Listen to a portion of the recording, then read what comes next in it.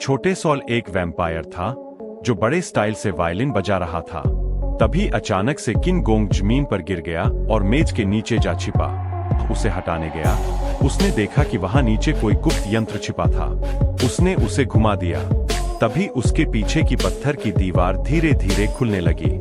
जब वह अंदर गया तो दीवारों पर लगी आग जल उठी और सामने दो पत्थर की मूर्तियां दिखाई दी और वह मूर्तियों के सामने फिर से वायलिन बजाने लगा।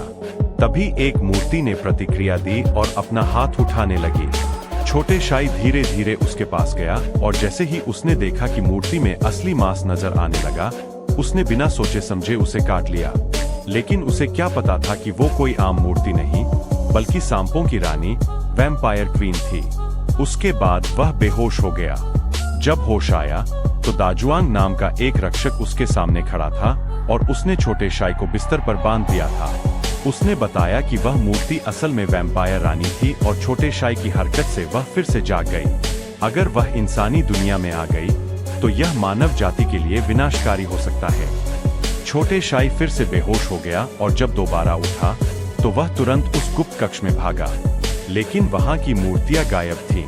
तभी उसे दाजुआंग की चेतावनी याद आई।